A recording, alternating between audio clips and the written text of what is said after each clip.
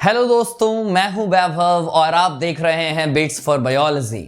तो आज बात करेंगे क्लास 12th की दूसरी chapter sexual reproduction in flowering plants के लेक्चर नंबर 3 में एजेंट्स ऑफ पॉलिनेशन से लेकर आज हम बात करेंगे डबल फर्टिलाइजेशन तक की। ये थियरी सेशन है और इसका प्रैक्टिस सेशन अनअकैडमी के स्पेशल क्लास में होगा, बिल्कुल फ्री ऑफ कॉस्ट। लिंक नीचे डिस्क्रिप्शन में है, वहां एनरोल कर लो। रोज शाम 4 बजे क्लास 11th का प्रैक्टिस करते हैं हम ऑब्जेक्टिव क्वेश्चंस, और रोज रात 9 बजे डेली हम लोग प्रैक्टिस करते हैं 75 क्वेश्चंस क्लास 12th का, और 75 मींस डेली 150 क्वेश्चंस कर रहे हैं हम लोग। ये टेलीग्राम चैनल है, यहाँ पे सारे लिंक अवेलेबल होते हैं, एग्जाम के लेटेस्ट अपडेट्स अवेलेबल हैं यहाँ पे। ये 100 डेज का क्रैश कोर्स शेड्यूल है जो कि 14 दिसंबर को यह स्टार्ट हुआ है और 31 मार्च तक चलेगा। इसके बीच में कई सारे ऑल इंडिया टेस्ट सीरीज भी हैं हर एक संडे को। रोज शाम 4 बजे, रोज रात 9 बजे अनअकैडमी के स्पेशल क्लास में प्रैक्टिस करते हैं 150 क्वेश्चंस का। ऐसे ही प्रैक्टिस करते रहे तो 20,000 से ज्यादा क्वेश्चंस हम एनसीईआरटी की प्रैक्टिस करेंगे एग्जाम के पहले।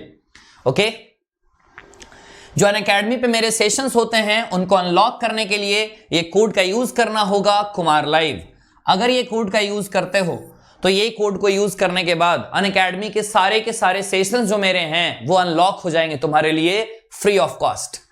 ये अनअकैडमी का पेड प्लेटफॉर्म है, तुम यहां भी ज्वाइन कर सकते हो। After applying Kumar live referral code you will get 10% of. ये अनअकैडमी का आइकनिक प्लान है। रिप्रोडक्शन कहानी स्टार्ट होगी एजेंट्स ऑफ पॉलिनेशन से। जो भी इंपॉर्टेंट चीजें हैं, बहुत इंपॉर्टेंट, मैंने वो पहले से हाईलाइट कर रखा है ताकि तुम्हें वो इजी हो करने में एनसीईआरटी से अंडरलाइन, और हमारा टाइम भी बचे। चलो तो आज स्टार्ट करते हैं हम एजेंट्स ऑफ पॉलिनेशन। पॉलिनेशन में मदद करने वाले वो एजेंट, फीमेल से मेल तक पहुंचने में या मेल से फीमेल तक पहुंचने में। पॉलन ग्रेन जाएगा फीमेल के पास, फीमेल की पिस्टिल या फीमेल का कोई भी गैमेट वो मेल के पास नहीं जाएगा। ये बात ध्यान रखनी है, प्लांट्स में ऐसा ही होता है। प्लांट्स में एजेंट्स की बात करें, 2 तरीके के एजेंट्स हैं, एक होता है बायोटिक और एक होता है एबायोटिक। पहले दोनों टर्म को समझते हैं। जैसे मैं बोलूंगा light, water, temperature, soil, air, ये सब एबायोटिक माने जाते हैं, इसमें कोई जान नहीं है। बायोटिक, नेचर में 3 ही तरह के बायोटिक एग्जिस्ट कर सकते हैं, प्लांट, एनिमल और माइक्रोब्स। ये 3 ही टोटल बायोटिक हैं और एबायोटिक है। लेकिन पॉलिनेशन में जो एजेंट होते हैं, जो मदद करने वाले हैं, वो कौन होते हैं एबायोटिक में और कौन होते हैं बायोटिक में, वो देखते हैं। एबायोटिक में टोटल 2 होते हैं। कौन? एक हवा होता है और एक पानी होता है। चाहे तो हवा के थ्रू चीजें जाएंगी, चाहे तो पानी के थ्रू चीजें जाएंगी। और बात करते हैं बायोटिक में, तो वहां पे एनिमल्स होते हैं, इनके चलते ही पॉलिनेशन हो पाता है। नेक्स्ट क्वेश्चन बनता है कि ज्यादातर जो एजेंट्स जो इस्तेमाल किए जाते हैं वो कौन होते हैं। मेजॉरिटी में प्लांट्स इस्तेमाल करते हैं बायोटिक एजेंट का पॉलिनेशन के लिए। यहां बात करते हैं, बहुत कुछ ही प्लांट हैं जो एबायोटिक एजेंट का इस्तेमाल करते हैं, मींस हवा का और पानी का। तुम जानते हो मधुमक्खियां बहुत ज्यादा हैं, बी बहुत ज्यादा हैं, उनके चलते ही वो बहुत सारा पॉलिनेशन हो पाता है। तो यहां पर बोलेंगे प्लांट्स क्या यूज करते हैं ज्यादा? बायोटिक एजेंट, और बहुत कम ही यूज करते हैं abiotic agent. Pollen grain contact में आते हैं स्टिग्मा के, ये एक चांस फैक्टर है। बार बार पॉलन ग्रेन हवाओं से उड़कर जाए, पॉसिबल नहीं है कि पॉलिनेशन बार बार होगा। यही सेम केस तो ह्यूमन में भी होता है। हर एक बार स्पर्म का इजैकुलेशन, हर एक बार स्पर्म का इंसेमिनेशन फीमेल के वेजाइना में, ये बात क्लियर नहीं करता कि बार बार फर्टिलाइजेशन होगा। यही बात पॉलिनेशन के बात में भी सही बैठती है। ये एक चांस फैक्टर है। जैसे वो भी fertilisation is also type of chance event, ऐसे ही यहां पे ये भी एक चांस फैक्टर होता है, चाहे वो हवा से हो चाहे वो पानी से हो। जब ये चांस फैक्टर है, इसलिए यहां पर कई सारे पॉलन ग्रेन्स यहां पे रिलीज कर दिए जाते हैं। ऐसे ही ह्यूमंस में भी कई सारे स्पर्म रिलीज किए जाते हैं, तब जाकर वहां पे वो इवेंट हो पाता है, तब जाकर जो पॉलिनेशन है वो पूरी तरह से हो पाता है। ओके, तो नंबर ऑफ ओव्यूल्स कम होंगे, पॉलन ग्रेन्स ज्यादा होंगे। आगे बात करते हैं हम लोग।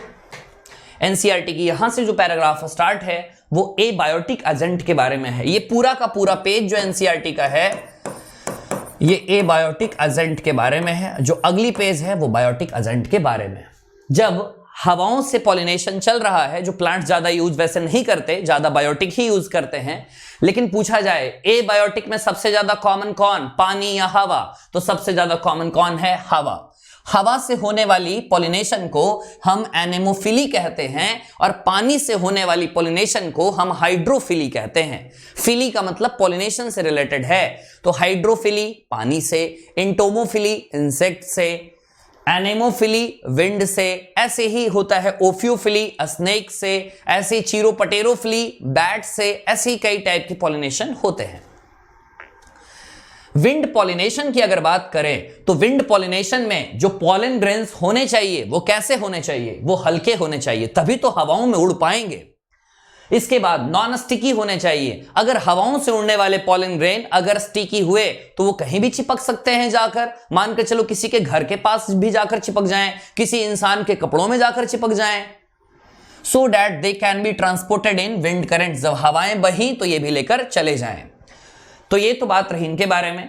आगे बात लिखती है कि उनके जो स्टेमन्स होने चाहिए वो वेल एक्सपोज्ड होने चाहिए, तभी तो हवाएं चलेंगी तो पॉलन ग्रेन निकल कर जाएंगे, पॉलेंस इजीली डिस्पर्स हो जाएंगे वाटर करंट्स में। अब बात आती है पहुंचना कहां है, अस्टिग्मा के पास। अस्टिग्मा लैंडिंग प्लेटफॉर्म होती है। कैसे होने चाहिए, फेदरी। अगर फेदरी नहीं होगी तो क्या पॉलन ग्रेन वहां पे फंस पाएगा, नहीं फंस पाएगा, इसलिए फेदरी है ताकि वहां पे पॉलन ग्रेन हवाओं से बहता हुआ वहां पे जाकर फंस जाए। Airborne to easily trap airborne pollen grain. Wind pollinated flowers जो होते हैं, फीमेल की अगर बात करें तो बस एक ही ओव्यूल होता है, यह बात बिल्कुल क्लियर रखनी है।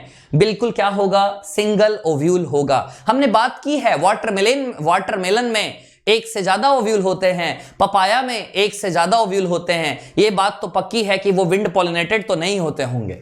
Single ovule in each ovary. और जितने भी फ्लावर्स हैं वो किस में पैक्ड होते हैं, इनफ्लोरेसेंस में पैक्ड होते हैं। इनफ्लोरेसेंस कुछ और नहीं, फ्लावर्स के जो अरेंजमेंट हैं उनको ही बोला जाता है, जो कॉम्पैक्शन है उसको ही बोला जाता है इनफ्लोरेसेंस। कॉर्न कॉब की बात की गई है, भुट्टे से सब वाकिफ हो गए, भुट्टा मक्का ये जो होता है उसी को बोला जाता है कॉर्न कैब। कभी भी तुमने देखा होगा जो भुट्टा है, जो मक्का है, देखा होगा तुमने मेज को, तो मेज के बाहर में बड़े अच्छे अच्छे सिल्की हेयर्स निकले होते हैं, स्टाइल होते हैं वो, स्टाइल स्टिग्मा स्टाइल है ना, तो वो स्टाइल होते हैं वो। तो अब बात आती है कि हवाओं से पॉलिनेशन चल रहा है, तो हवाओं से पॉलिनेशन किन में ज्यादा कॉमन होता है, तो ये मेज में, वीट में, सुगर केन में, बैम्बू में। तुम सोच रहे होगे कि सारे के सारे तो मोनोकॉट्स हैं, यही बात है, मोनोकॉट्स में सबसे ज्यादा कॉमन होता है ये विंड पॉलिनेशन। इसके अलावा ग्रासेस में भी होता है। Wind pollination is quite common in grasses, grasses में यही होगा। आगे पॉलिनेशन बाय वाटर, कह दो नाम कह दो, पॉलिनेशन बाय वाटर क्या बोलेंगे, हाइड्रोफिली। नेक्स्ट, पॉलिनेशन जो पानी से होता है मोस्टली तो मोनोकॉट्स में ही होता है, बस 30 जेनरा तक ही है। जेनरा क्यों बोला गया, 30 जीनस समझ लो, जीनस का ही प्लुरल जेनरा होता है। आगे वाटर के बारे में बात करें तो वाटर तो हम जानते हैं, वाटर में ही मेल गैमेट्स ट्रांसफर होते हैं जितने भी लोअर प्लांट ग्रुप हैं। जैसे बात कर लें एल्गी के बारे में, ब्रायोफाइट्स के बारे में, टेरिडोफाइट्स के बारे में, तो पानी के थ्रू ही तो होता है ना गैमेट का ट्रांसफर। यही तो हमने रिप्रोडक्शन इन ऑर्गेनिज्म में भी पढ़ा है। It is believed particularly for some bryophytes and pteridophytes. तभी तो ये लिमिटेड हैं, क्योंकि पानी हर जगह मौजूद नहीं है ना। डेजर्ट में ब्रायोफाइट्स नहीं मिलेंगे तुम्हें, क्यों, पानी के ही थ्रू गैमेट्स को जाना पड़ेगा। जब पानी है ही नहीं तो डेजर्ट में कैसे हो पाएंगे टेरिडोफाइट। एनसीईआरटी टेरिडोफाइट्स के बारे में लिखती है, पूरी दुनिया में नहीं फैल पाए टेरिडोफाइट्स, नैरो ज्योग्राफिकल रीजन में ही फैल पाए। रीजन क्या है, पानी नहीं मौजूद है, पानी ही चाहिए वो गैमेट्स को ट्रांसफर होने के लिए। तो ये सिंपल सी बात है, ध्यान रखनी है। कुछ एग्जाम्पल हैं जो वाटर पॉलिनेटेड प्लांट्स हैं, एग्जाम्पल याद रखेंगे। एक तो वेलिस्नेरिया का, दूसरा हाइड्रिला। तो ये जो बात करें कहां होते हैं, फ्रेश वाटर में होते हैं वेलिस्नेरिया और हाइड्रिला। और मैरीन में कौन होते हैं, खारे पानी में कौन है भाई, सी ग्रासेस। जैसे एग्जाम्पल के तौर पे जॉस्टेरा, ये नाम अभी तक याद होने चाहिए। इस स्लाइड में 3 एग्जाम्पल्स, वेलिस्नेरिया, हाइड्रिला और सी ग्रासेस। याद रखना, जॉस्टेरा को बोलते हैं, मैरीन ग्रासेस भी बोलते हैं। जितने भी एक्वेटिक प्लांट्स हैं जरूरी नहीं है कि वो पानी का ही इस्तेमाल करें। अरे ये तो अमेजिंग फैक्ट निकला, इस बार नीट का क्वेश्चन था ये। जितने भी पानी में पानी वाले प्लांट हैं, जितने भी एक्वेटिक प्लांट हैं, सब इस्तेमाल नहीं करते पानी का।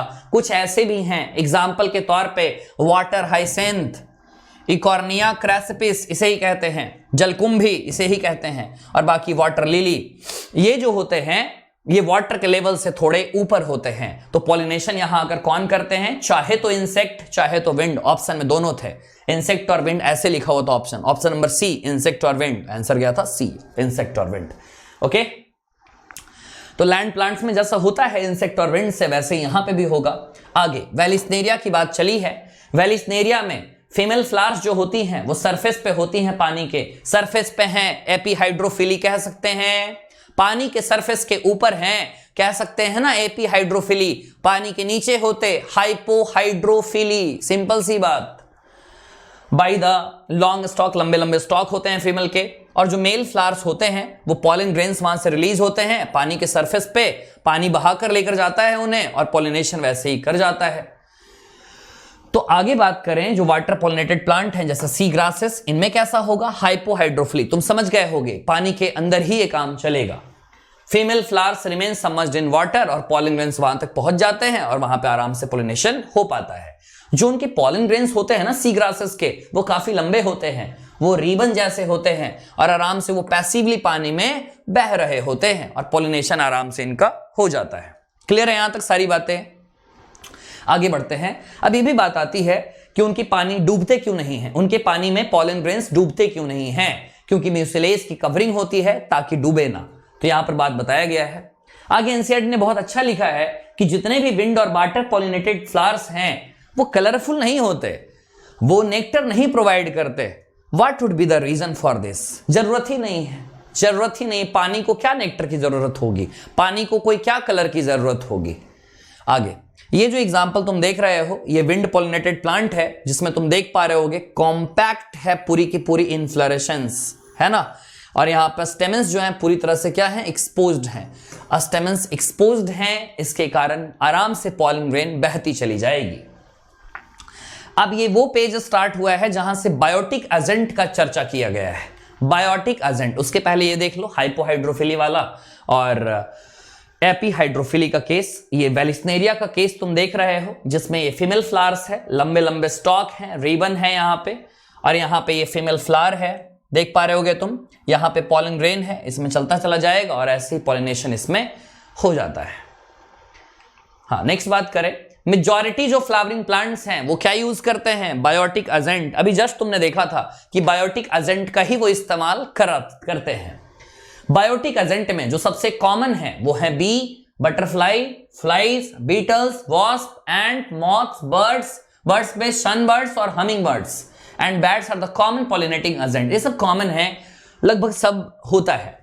लेकिन अगर यहां पे बात करें इंसेक्ट में सबसे डोमिनेंट कौन है, बीज, मधुमक्खियां। कहते हैं मधुमक्खियां अगर इस दुनिया से चली जाएं तो ह्यूमन का अस्तित्व ही खत्म हो जाएगा, क्योंकि ना हमें फ्रूट मिल पाएगा ना हमें सीड मिल पाएगा। इवन लार्जर एनिमल्स, बड़े बड़े एनिमल्स भी पॉलिनेशन करते हैं। प्राइमेट्स, लेमर जैसे एग्जांपल है। इसके अलावा आर्बोरियल जो पेड़ों पे रहते हैं, ट्री ड्वेलिंग मतलब जो पेड़ों पे रहते हैं, रोडेंट्स, चूहे वगैरह, और इवन रेप्टाइल्स। दोनों रेप्टाइल्स के नाम याद रखने हैं, एक गेको लिजार्ड का नाम और एक गार्डन लिजार्ड का नाम। गार्डन लिजार्ड्स को हम कैलोट्स के नाम से जानते हैं। Animal kingdom have also been reported as pollinators in some species में देखने को मिलता है। इसके बाद देख सकते हो यहां पे एक पॉलिनेशन हो रहा है, इंसेक्ट से पॉलिनेशन हो रहा है यहां पे। इसके बाद अब ऐसे भी प्लांट और एनिमल के रिलेशन हैं जो इकोलॉजी में बहुत ही इंपॉर्टेंट माने जाते हैं। प्लांट के ऐसे इंट्रैक्शन जिसे हम म्यूचुअलिज्म का नाम देते हैं, जिसे सिम्बायोटिक रिलेशनशिप कहते हैं। मेजॉरिटी जो इंसेक्ट पॉलिनेटेड फ्लावर्स है वो बड़े बड़े होते हैं। इंसेक्ट वाले के फीचर याद रखने हैं, कलरफुल होता है, वो रंग बिरंगा होता है, फ्रैग्रेंट होता है, सुगंध आ रहा होता है उसमें, और उसमें नेक्टर होता है। क्योंकि इंसेक्ट को कलर पसंद है, इंसेक्ट को कलर के अलावे नेक्टर भी पसंद है, ताकि इंसेक्ट अट्रैक्ट हो जाएं और वो वहां फ्लावर के पास चले जाएं। फ्लावर के पास जाएंगे तो उसके पास और क्या फीचर होना चाहिए? अगर फूल छोटे हैं, मानकर चले अगर फूल छोटे हैं, वैसे तो फ्लावर्स बड़े होने चाहिए, फूल अगर छोटे हैं तो सब जितने भी फ्लावर्स हैं सब इन्फ्लोरेसेंस में होने चाहिए, सब एक ग्रुप में होना चाहिए, सबका सब, समझ गए? ताकि वो कॉन्स्पिकुअस दिखाई दें, ताकि वो क्लियर दिखाई दें। एनिमल्स जो अट्रैक्ट होते हैं फ्लावर्स के लिए वो फ्रैग्रेंस के थ्रू होते हैं। अब आगे एक बड़ा इंपॉर्टेंट फैक्ट है ये, जैसे अगर बात करें जो फ्लावर्स पॉलिनेट होते हैं थ्रू फ्लाइज और बीटल्स, फ्लाइज और बीटल्स दोनों कीड़े हैं आर्थ्रोपोडा में आने वाले, तो जो फ्लावर्स होते हैं ना वो फॉल ओडोर को सिक्रीट करते हैं और उसी से अट्रैक्ट होता होता ये जो फ्लाइज और बीटल्स है उस फ्लावर के पास पहुंच जाता है। तो जनरली जो फ्लावर्स होते हैं जो इंसेक्ट पॉलिनेटेड होते हैं उन्हें रिवार्ड्स देना पड़ता है, उन्हें पॉलन देना पड़ता है, उन्हें रिवार्ड्स के तौर पे ये चीजें देनी पड़ती हैं जिन्हें फ्लोरल रिवार्ड्स के नाम से हम जानते हैं। रिवार्ड को लेने के बाद एनिमल्स उनको आराम से पॉलिनेट कर देते हैं और इस तरह से पॉलन ग्रेन जो होता है उस पे एक कोटिंग लगी होती है जो इंसेक्ट से चिपक जाता है और जब वो इंसेक्ट अगले किसी फूल के पास जाएगी, फीमेल फ्लावर के पास, तो वहां पे पॉलिनेशन हो जाता है। आगे स्टिकी है वो एनिमल में चिपक जाएगा और आगे पॉलिनेशन हो जाएगा। कुछ खास स्पेसीज हैं जहां फ्लोरल रिवार्ड्स जो मिलता है, अभी तक फ्लोरल रिवार्ड्स क्या मिल रहा था, फ्लोरल रिवार्ड्स में नेक्टर मिल रहा था, यही सब तो मिल रहा था फ्लोरल रिवार्ड्स में, ठीक है। इसके अलावे अब एक नया रिवार्ड प्रोवाइड कराया जा रहा है कि इंसेक्ट तुम आओ, हम तुम्हें जगह प्रोवाइड करेंगे, तुम आओ यहां अंडे आराम से दे सकते हो, हम तुम्हें ओवी पोजीशन साइट प्रोवाइड कराएंगे, हम तुम्हें एग लेइंग साइट प्रोवाइड कराएंगे, हम तुम्हें सेफ प्राइवेट प्लेस प्रोवाइड कराएंगे ताकि तुम अपने अंडे दे सको। ऐसा केस जो होता है वो टॉलेस्ट फ्लावर जो है एमोर्फोफैलस, नाम याद रखना है, 6 फीट का ये होता है, तो इसमें ऐसा होता है। इसके अलावे एक और बेहतरीन एग्जांपल है इकोलॉजी में यूका और प्रोन्यूबा मॉथ, इकोलॉजी की ये बहुत ही इंपॉर्टेंट एग्जांपल, जैसे फिग और वास्प है ऐसे ही है ये यूका और प्रोन्यूबा मॉथ। इसमें आपस में सेम वही चीज होता है, दोनों एक दूसरे के बिना एग्जिस्ट नहीं कर सकते, दोनों एक दूसरे को कहते हैं तू ही तू है, तू नहीं तो मैं भी नहीं। वही अंडे दे देता है इसके ओवरी के ओवरिन कैविटी में, ओवरिन कैविटी को लोक्यूल कहते हैं, कल ही जाने थे हम। और उसके बाद मॉथ, धीरे धीरे मॉथ का डेवलपमेंट होता है, लार्वा बनता है और लार्वा के लिए खाना भी अंदर में, क्योंकि फ्रूट के अंदर ही सारा काम चल रहा है। इसके बाद इस पूरे पैराग्राफ में समझ गए जितने भी बातें यहां पर बताई गई हैं उसमें सबसे काम की चीज जो हमारे नीड के लिए है वो ये वाली चीज है। बहुत सारे ऐसे इंसेक्ट हैं जो पॉलन को तो कंज्यूम कर लेते हैं, नेक्टर को तो कंज्यूम कर लेते हैं, लेकिन वो कभी भी पॉलिनेशन नहीं करते, जिन्हें पॉलन रॉबर्स कहा जाता है, जिन्हें नेक्टर रॉबर्स कहते हैं हम। इसके बाद ये टॉपिक जिसका इंतजार सबको था, आउटब्रीडिंग डिवाइसेस। आउटब्रीडिंग डिवाइसेस, इसके बारे में समझते हैं। आउटब्रीडिंग डिवाइस बड़ा ही सिंपल सा चीज है। अगर मैं तुम्हें बताऊं तो ये ऐसी डिवाइस है ना, प्लांट्स ने ही इन्हें अडेप्ट करा है, ऐसा नहीं है कोई ताला चाबी नहीं है, कोई डिवाइस अलग टाइप का है नहीं जो प्लांट में लगाया जाता है, ये वो सब चीजें नहीं है। प्लांट ने नेचुरली इस चीज को अडेप्ट किया है। प्लांट क्या चाहेगा कि उसमें क्या चले, सेल्फ पॉलिनेशन या क्रॉस पॉलिनेशन? प्लांट भी तो यही चाहता होगा ना कि क्रॉस पॉलिनेशन करे। सेल्फ पॉलिनेशन मजबूरियां में करनी पड़ रही होंगी वो अलग बात है, लेकिन चाहत तो यही होगी कि क्रॉस पॉलिनेशन किया जाए, क्योंकि क्रॉस पॉलिनेशन होगा तो वेरिएशन आएगा। प्लांट को भी पता है survival of the best, survival of the fittest, है ना, जो फिट होगा वही सर्वाइव करेगा। तो जो variations are the raw material of evolution, evolution में तो होनी चाहिए वेरिएशन, तो वेरिएशन हो पाएगा तभी तो कोई रह पाएगा हमारी इस धरती पे, ये चीज प्लांट को भी पता है। प्लांट इसके लिए आउटब्रीडिंग डिवाइसेस का इस्तेमाल करते हैं। क्या है आउटब्रीडिंग डिवाइस? एनसीईआरटी ने 3-4 डिवाइसेस के बारे में जिक्र की है। सबसे पहले आउटब्रीडिंग डिवाइस क्या चाहता है? इनकरेज किसको करना? क्रॉस पॉलिनेशन को। डिस्करेज किसको करना? सेल्फ पॉलिनेशन को। एक ही फूल में मेल फीमेल हैं, क्लिस्ट्रोगैमस याद करो, एक ही फूल में मेल फीमेल हैं, दोनों पॉलिनेशन कर बैठेंगे, ऑटोगैमी का केस है, वेरिएशन नहीं आ पाएगा, अच्छी बात नहीं है। प्लांट को ये अच्छा लगा नहीं, प्लांट ने सोचा कुछ एडेप्टेशन किया जाए। पहले तो चाहत यही है प्लांट की, इनकरेज किसको करना? क्रॉस पॉलिनेशन को। डिस्करेज किसको करना? सेल्फ पॉलिनेशन को। समझते हैं कि लाइन एनसीईआरटी की, ज्यादातर जो फ्लावरिंग प्लांट हैं प्रोड्यूस हर्माफ्रोडाइट फ्लावर्स। पहले तो इस टर्म को समझते हैं, हर्माफ्रोडाइट, जिसका मतलब होता है मेल और फीमेल एक में ही मौजूद हो, मींस बाइसेक्सुअल फ्लावर। एग्जाम्पल के तौर पे फैबेसी, सोलेनेसी, लिलेसी, ब्रासिकेसी, ये 4 फैमिलीज एनसीईआरटी देती है क्लास 11th की मॉर्फोलॉजी में। वहां पर जो डिस्कशन है उसमें एनसीईआरटी साफ कहती है कि ये सारी की सारी जो चीजें हैं, ये सारी चीजें बाइसेक्सुअल हैं। एनसीईआरटी में जब फॉर्मूला हम लिखते हैं, फॉर्मूले में बार बार ये चीज का जिक्र करते हैं, याद कर रहे होगे तुम, ये बार बार इसका लिखना इस बात का गवाह है कि वो चीजें बाइसेक्सुअल फ्लावर में ही आती हैं। तो ये तो बात पता है कि ज्यादातर फ्लावरिंग प्लांट्स हर्माफ्रोडाइट होते हैं, बाइसेक्सुअल होते हैं। पॉलन ग्रेन्स कांटेक्ट में आते हैं सेम फ्लावर के और पॉलिनेशन हो जाता है, जिसे हम सेल्फ पॉलिनेशन कहेंगे, क्योंकि एक में ही है, आराम से पॉलिनेशन हो जा रहा है। ये गंदी बात है, ये इनब्रीडिंग डिप्रेशन को पैदा कर देगा। इनब्रीडिंग डिप्रेशन को डिटेल में समझेंगे हम चैप्टर नंबर 9 में, strategies for enhancement in food production में। इनब्रीडिंग डिप्रेशन की जो बात करते हैं, ये गंदी बात है, वेरिएशन नहीं लाने देगा। ये प्लांट की खुद के कैरेक्टर और खत्म होने लगेंगे। जितनी अच्छी फूल खिलती थी वो भी नहीं खिल पाएगी। इनब्रीडिंग डिप्रेशन, मानकर चलो एक गाय दूध दे रही है और उसमें अगर इनब्रीडिंग डिप्रेशन हो तो गाय का दूध अगर डेली 10 लीटर देती है वो, तो 8 लीटर, 7 लीटर, 6 लीटर। बात सिंपल सी समझनी है, कैरेक्टर्स कम हो रहे हैं, कैरेक्टर्स खराब हो रहे हैं, यहां डिप्रेशन हो रहा है। आगे बात करते हैं, फ्लावरिंग प्लांट्स ने कुछ डिवाइस डेवलप किए हैं ताकि वो सेल्फ पॉलिनेशन को डिस्करेज कर सकें और इनकरेज कर सकें क्रॉस पॉलिनेशन को।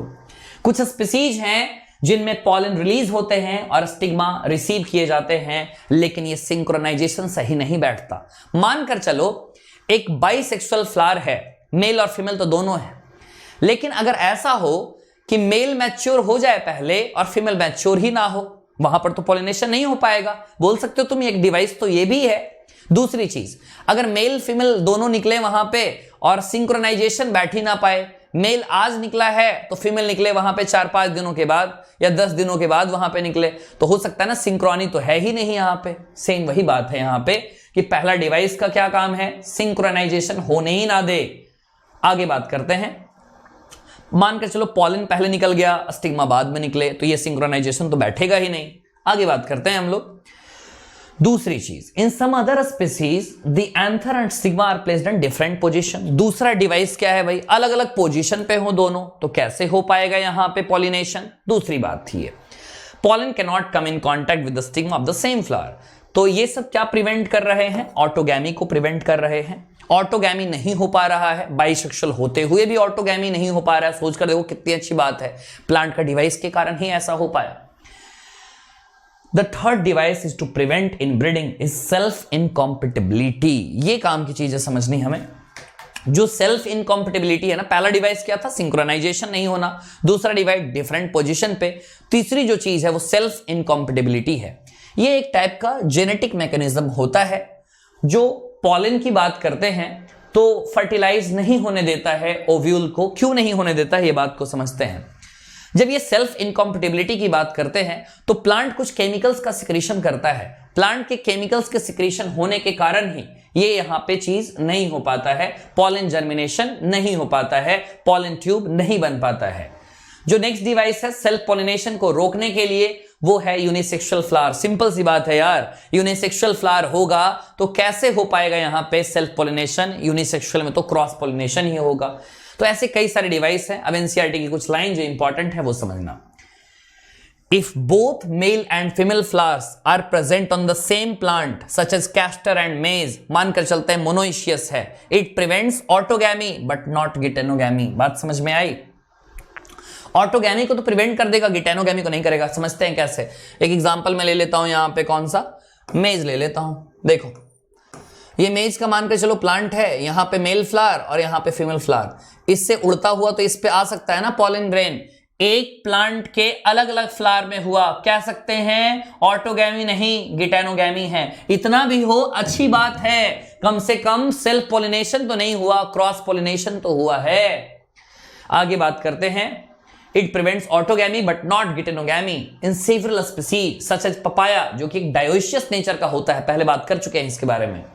मेल और फीमेल फ्लावर जो होते हैं ये अलग अलग प्लांट पे होते हैं। जब अलग अलग प्लांट ही हो गया तो क्रॉस पोलिनेशन तो पक्का होगा। Different plants, that is each plant is either male और फीमेल, दोनों dioecious. This condition prevents both autogamy and geitonogamy. क्या यहां पे जीनोगैमी चलेगा? ये पहले भी बात हम लोग कर चुके हैं। यही वो थी वो जबरदस्त सी पैराग्राफ। ठीक है, तो टोटल कितने हुए? 4 हुए। कौन कौन सी 4 बातें हैं वो समझते हैं। पहली चीज नॉट सिंक्रोनाइजेशन, दूसरी चीज पोजीशन ही डिफरेंट, तीसरी चीज सेल्फ इनकॉम्पिटिबिलिटी, और चौथी चीज क्या है? चौथी चीज है यूनिसेक्सुअल फ्लावर्स का फॉर्मेशन होना। आगे बात करते हैं पॉलन पिस्टिल इंट्रैक्शन। चलो ठीक है, मानकर चलते हैं पॉलन आ चुका है पिस्टिल के पास। पिस्टिल के पास दो ही चॉइस है, पिस्टिल तुम चाहे तो इसे एक्सेप्ट कर लो, पिस्टिल चाहो तो तुम इसे रिजेक्ट कर दो। अगर चाहोगे कि तुम इसे एक्सेप्ट करो तो ये कॉम्पेटिबल होगा तुम्हारे लिए, तभी तुम इसे एक्सेप्ट कर पाओगे। तुम्हारे जैसा होगा, तुम जैसा चाहते थे तो वैसा ही होगा, तो वो कॉम्पेटिबल टाइप है। अगर तुम जैसा चाहते हो वैसा नहीं हुआ तो ये एक टाइप का इनकॉम्पेटिबल टाइप होता है। आगे समझना, पॉलिनेशन इस बात की गारंटी नहीं देता कि जो पॉलन आया है वो राइट टाइप का है या रॉन्ग टाइप का। अगर राइट टाइप का आया है तो वो कॉम्पेटिबल पॉलन है, सेम स्पीसीज का होना चाहिए ना। मानकर चलो पपाया का है, वहां पे पपाया की पिस्टिल है और मैंगो का स्टेमन है, कैसे हो पाएगा ये बताओ जरा, मैंगो के पॉलन ग्रेन से पपाया के पिस्टिल पे। आगे, the pistil has the ability to recognise, ये पिस्टिल के पास एबिलिटी होती है। कई बच्चे इस बात को इग्नोर करते हैं, ये लाइन को इग्नोर करते हैं। ये बात याद रखना, जब स्टेटमेंट आती है ना कि पिस्टिल के पास एबिलिटी है पॉलन को रिकॉग्नाइज करने की, तो बात सही है कि राइट टाइप का आया है या रॉन्ग टाइप का आया है, कॉम्पेटिबल आया है या इनकॉम्पेटिबल आया है। If it is of the right type the pistil accept the pollen and promotes post pollination events. पता चल गया कि हाँ वही आया है जिसकी मुझे तलाश थी, जिसकी मुझे वर्षों से इंतजार था, वही आया है, तो बस काम को स्टार्ट किया जाए। Post pollination events, post pollination events. इधर देखो, स्टिग्मा पे पॉलन जर्मिनेट कर रहा है, उसके बाद पॉलन ट्यूब का फॉर्मेशन हो रहा है। पॉलन ट्यूब के फॉर्मेशन को अच्छे से देख सकते हैं। यहाँ पे कई सारे पॉलन ग्रेन्स आए हैं। कई ने तो पॉलन ट्यूब निकालना भी स्टार्ट कर दिया कि मुझे जाने दो, मुझे जाने दो। एक तो यहां तक पहुंच भी गया, पहले एक छोटा सा यहां तक पहुंचा था, एक आगे यहां तक पहुंचा, एक ने कहा नहीं मुझे जाने दो, मुझे बुलाया गया है। यहां पे बहुत अच्छे से खातिरदारी भी करती है, यहाँ पे जो पिस्टिल है, जो यहाँ पे स्टिग्मा है, जो लैंडिंग प्लेटफॉर्म, यहाँ पे बहुत अच्छे से खाना वगैरह भी खिलाया जाता है ना। तुम्हें मालूम होगी ये बात, बोरिक एसिड, पोटेशियम, ये सबसे स्वागत किया जाता है। चलो ठीक है, आते हैं ये। इसके बाद अंदर में एंट्री होती है, अंदर जान ही रहे हो, एम्ब्रियो सैक है, उसके अंदर में एंट्री होनी है with the help of synergid cells है। यहाँ पे एंट्री होनी है, किसी एक सिनर्जिड सेल से साइटोप्लाज्म से एंट्री होते हुए ऊपर की तरफ चलेंगे। एंटीपोडल सेल 3 हैं, सिनर्जिड सेल 3 हैं। एक एपरेटस की बात करें तो पूरा है, एक सेल अकेले एक है, और पोलर न्यूक्लियाई 2 न्यूक्लियाई हैं, और पूरे के पूरे सेंट्रल सेल में 2 पोलर न्यूक्लियाई मौजूद हैं। लॉन्गिट्यूडिनल सेक्शन दिखाया गया है। ये स्ट्रक्चर जो देख रहे हो तुम, ये तो समझ में आ ही रहा होगा, देख सकते हो तुम यहाँ पे।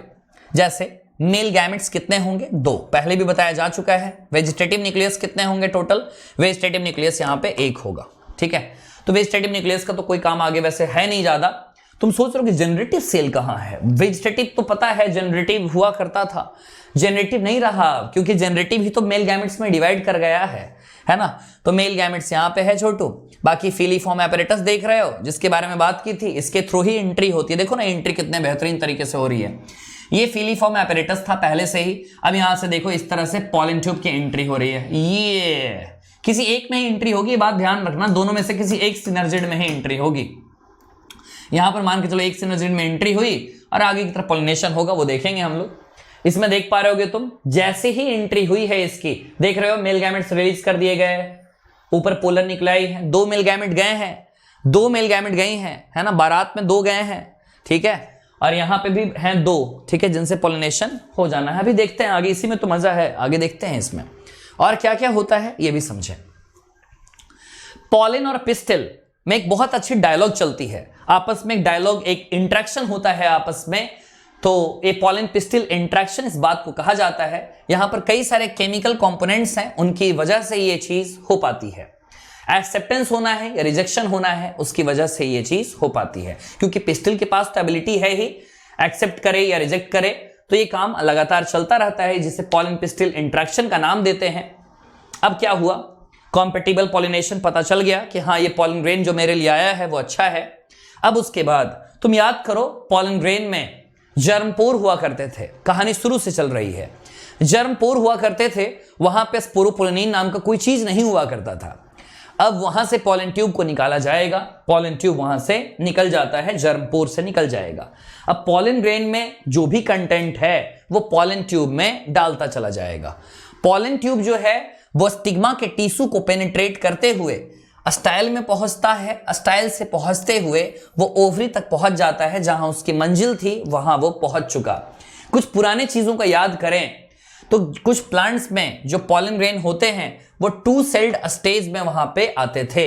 एक वेजिटेटिव सेल होता था और एक जनरेटिव सेल होता था। और in such plants the generative cell divide करते हैं, 2 मेल गैमेट बनाते हैं। अभी जस्ट देखा था हमने during the growth of pollen tube into the stigma. ये टू सेल्ड कंडीशन के बारे में बात बताई जा रही है, जहां 2 सेल थे ना, वेजिटेटिव और जनरेटिव। तो जब अंदर में एंट्री मार रहे होते हैं ना वो स्टिग्मा के अंदर, स्टाइल के अंदर, उस समय डिवाइड कर जाते हैं कि चलो डिवाइड करना पड़ेगा यहां पे, क्योंकि 2 मेल गैमेट्स बनेंगे तभी तो आगे कुछ काम होगा। आगे, in plants which said pollen in the 3-celled condition, pollen tube carry the 2 male gametes from the beginning। शुरू से ही 2 मेल गैमेट्स होते हैं जो 3-celled कंडीशन में आते हैं, और हम ये जानते भी हैं 60% में 3-celled कंडीशन ही देखने को मिलता है और बाकी रिमेनिंग में 2-celled कंडीशन मिलता है। Pollen tube after reaching the ovary, ovary के पास पहुंचकर माइक्रोपाइल की तलाश करते हैं, और माइक्रोपाइल ही वो जगह है जिसके थ्रू एंट्री होती है पॉलन ट्यूब की। फिलीफॉर्म एपरेटस, माइक्रोपाइल तुम समझ ही रहे हो, माइक्रोपाइल से एंट्री हुई, माइक्रोपाइल और चलेजल, माइक्रोपाइल से एंट्री हुई, फिलीफॉर्म एपरेटस ने एंट्री करवाई यहां पे, और एंट्री कराने के बाद सिनर्जिड सेल ने उसे गाइड किया कि आइए पॉलन ट्यूब इधर से आइए, आपका इधर इंतजार चल रहा है। तो इस तरह ही सारे इवेंट्स यहां पे हुए हैं। इसे पॉलन पिस्टिल इंटरेक्शन कहा जाता है, एक डायनेमिक प्रोसेस है। पॉलन की पहचान की जाती है कि पॉलन को प्रमोशन करना चाहिए या पॉलन को इनहिबिशन करना चाहिए। सिंपल सी बात है, जैसे मान के चलो लड़के लड़की की शादी चल रही है, शादी में लड़के को बुलाया गया, बारात के साथ लड़के पहुंचे हैं। अब वहां पे पहुंचा गया, पहले तो देखा गया क्या ये जो दूल्हा है क्या ये वही है, अगर वही है तो एंट्री देने दो, एंट्री देने दो मिस प्रमोशन, और अगर नहीं है, कोई बदला गया है, तो इनहिबिशन का ये केस हो जाएगा। आगे यहां पर कुछ बातें हैं यहां पे, है ना, ये जो नॉलेज हम यहां से लेते हैं यही आगे डिजायर्ड हाइब्रिड्स हम तैयार कर सकते हैं। पॉलन पिस्टल इंटरेक्शन का काम होता है हाइब्रिड तैयार करने में। ये एक एक्सपेरिमेंट की 4-5 लाइनें लिख रखी है एनसीईआरटी ने, जिसे हम हैंगिंग ड्रॉप मेथड का नाम देते हैं। हैंगिंग ड्रॉप मेथड में होता क्या है, इसमें सिंपल सी बात होती है, पॉलन का जर्मिनेशन कराते हैं हम लैब में। क्या करते हैं, डस्टिंग करते हैं कुछ पॉलन को, जैसे पी का पॉलन हो सकता है, चीक पी का पॉलन हो सकता है, क्रोटेलेरिया का हो सकता है, बाल्सम का हो सकता है, विंशा का हो सकता है। एक ग्लास का स्लाइड लेते हैं लैब में और उस पे हम इनके पॉलन ग्रेन्स को डस्टिंग करवाते हैं। जब डस्टिंग करवाते हैं और उसी में शुगर सॉल्यूशन में डुबा कर रखते हैं और वहीं पे डस्टिंग करते हैं, शुगर के सॉल्यूशन के साथ साथ यहाँ पे बोरिक एसिड भी होता है और कुछ मिनरल्स भी होते हैं, कैल्शियम, पोटेशियम, मैग्नीशियम वगैरह कुछ मिनरल्स भी होते हैं। लगभग शुगर सॉल्यूशन 10% ही होता है और बाकी सारी चीजें होती हैं उसमें, बोरिक एसिड जो मैंने बताया वगैरह वो सब। 15 से 30 मिनट के लिए छोड़ा जाता है और उस स्लाइड को लो पावर लेंस से देखा जाता है। ये चीज इंपॉर्टेंट है, लो पावर लेंस के माइक्रोस्कोप से देखा जाता है और तुम्हें वहां पे पॉलन ट्यूब नजर आ जाएगा। कितनी अच्छी बात है ना, पॉलन ट्यूब वहां पे नजर आ जाता है। ये सब चीजें जो आगे हैं, कैसे ब्रीडिंग होती है वो चैप्टर नंबर 9 में पढ़ना है। कैसे सुपीरियर वेराइटीज तुम तैयार कर सकते हो वो हम लोग आगे पढ़ेंगे चैप्टर नंबर 9 में। इसके बाद एक है आर्टिफिशियल हाइब्रिडाइजेशन। आर्टिफिशियल हाइब्रिडाइजेशन से हम क्रॉप इंप्रूवमेंट प्रोग्राम को चला सकते हैं। जब ये एक्सपेरिमेंट चलते हैं तो एक्सपेरिमेंट से हम डिजायर्ड पॉलन ग्रेन्स को पॉलिनेट करवा सकते हैं और कंटामिनेशन से बचाना होता है। यही इंपॉर्टेंट चीज है यहाँ पे। मानकर चलो कि अनवांटेड पॉलन ग्रेन्स ना आए, जो हम चाहते हैं वही आए। इसके लिए हमें 2 टेक्निक्स का इस्तेमाल करना होगा। एक को इमैस्कुलेशन कहते हैं, दूसरे को बैगिंग कहते हैं। और समझते हैं इमैस्कुलेशन क्या है। अगर फीमेल पेरेंट की बात कर रहे हैं, मानकर चलो बाइसेक्सुअल फ्लावर है। कौन सा फ्लावर? बाइसेक्सुअल। जब भी इमैस्कुलेशन की जाएगी बाइसेक्सुअल फ्लावर्स पे ही की जाएंगी। मानकर चलो कि बाइसेक्सुअल फ्लावर्स हैं तो बाइसेक्सुअल फ्लावर में किसको हटाना होगा? एंथर को हटाना होगा। कब, कौन से स्टेज में? कई बच्चे गलती कर देते हैं, अडल्ट स्टेज में नहीं, बड स्टेज में। जब एंथर का डेहिशंस ना हो उसके पहले ही एक चिमटा लेंगे, चिमटे से हम एंथर को हटा देंगे। इस हटाने को ही हम इमैस्कुलेशन कहते हैं। सिंपल सी, removal of anther from bisexual flower in flower bud stage, इसी चीज को हम कह देते हैं इमैस्कुलेशन। इमैस्कुलेटेड फ्लावर्स जो है हटा चुके हैं एंथर, अब उसको अच्छे से बैग से कवर कर दो, बटर पेपर होता है उससे कवर कर दो, ताकि स्टिग्मा को और भी कोई कंटामिनेशन ना हो और कोई पॉलन आकर इसको ना कर दे। इसी चीज को हम क्या बोलते हैं? बैगिंग। जब हमने बटर पेपर से उसको कवर किया तो उसको बोल दिया बैगिंग, और जब हमने एंथर को हटाया उसको बोल दिया हमने इमैस्कुलेशन। जो बैग्ड फ्लावर का स्टिग्मा है वो रिसेप्टिविटी करेगा, है ना, रिसीव कर लेगा, पॉलन ग्रेन के कांटेक्ट में आएगा और आराम से वो चीजें डस्टिंग करवाते हैं उस पे, और डस्टिंग करवाने के बाद उसमें आराम से डेवलपमेंट वहां पे हो जाता है, फ्रूट फॉर्मेशन हो जाता है।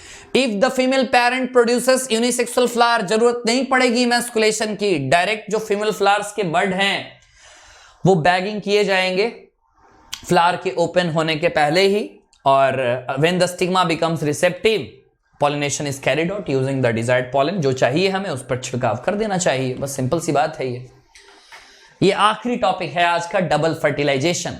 डबल फर्टिलाइजेशन क्यों बोला जाता है वो समझते हैं, उसके पहले एंट्री हो चुकी है भाई, पॉलन ट्यूब बन चुका है, सिनर्जिड्स तुम्हें याद है, माइक्रोपाइल को तो पहले खोज लिया जाता है कि हाँ भाई माइक्रोपाइल ये है, सिनर्जिड्स एंट्री देते हैं कि आओ पॉलन ट्यूब आओ, तुम्हारा ही इंतजार था। एक सिनर्जिड के थ्रू एंट्री होती है वहां पे, पॉलन ट्यूब में 2 मेल गैमेट्स थे ही, अब एक सिनर्जिड के साइटोप्लाज्म में वो एंटर कर जाते हैं। एक जो मेल गैमेट है वो अंडे की तरफ जा रहा होता है और एक न्यूक्लियस से जाकर वो फ्यूज कर जाता है, इसी प्रोसेस को हम सिंगैमी कहते हैं। एक मेल गैमेट गए थे, कितने मेल गैमेट? 2, एक गया और एक पीछे पीछे अभी है। एक आगे वाला जो था वो एक न्यूक्लियस को खोज लिया, क्योंकि सिनर्जिड से ही चिपका हुआ एक सेल है, वहां पे एक न्यूक्लियस मिल गया, अब दोनों आपस में फ्यूज कर गए। इस प्रोसेस में सिंगल एन दोनों आपस में मिक्स किए, नाम क्या पड़ा? सिंगैमी। आगे एक और पीछे पीछे वाला, ठीक है, इससे तो बन गया, चलो जाइगोट बन गया, n+n 2n बन गया, जाइगोट बन गया। एक और जो अदर मेल गैमेट था पीछे पीछे वाला, वो सोचा हम क्या करें, एक था उसको इसने फर्टिलाइज कर दिया, हम क्या करें, वो आगे की ओर बढ़ता है तलाश में कि कोई और मिले हमें।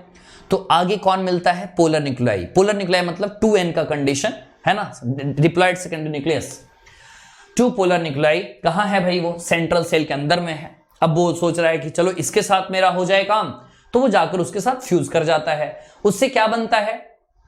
प्राइमरी एंडोस्पर्म न्यूक्लियस, जिसका नेचर कैसा होता है? 3n। जाइगोट का nature 2n, primary endosperm nucleus का नेचर 3n है यहां पे।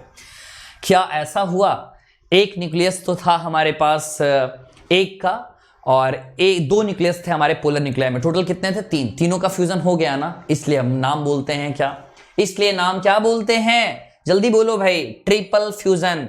यहां पे 2 बार फ्यूजन चला, एक बार कौन सा चला? एक बार कौन सा चला? जल्दी बोलो यार, एक बार कौन सा चला? पहले मैं एक बार फिर से बताऊं तुम्हें।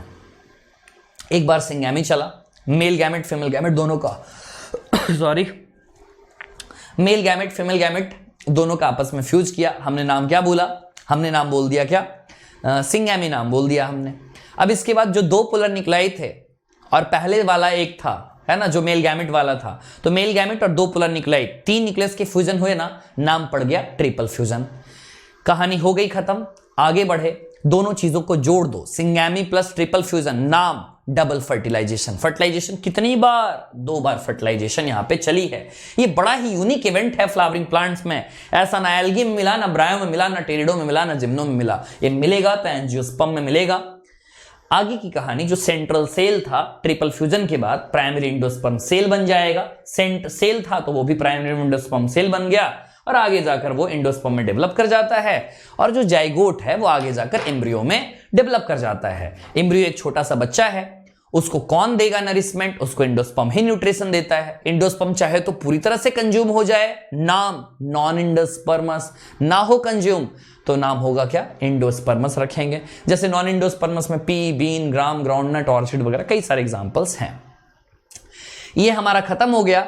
जो अगली क्लास आएगी इसकी वो होगी लेक्चर नंबर 4, पूरा चैप्टर खत्म हो जाएगा।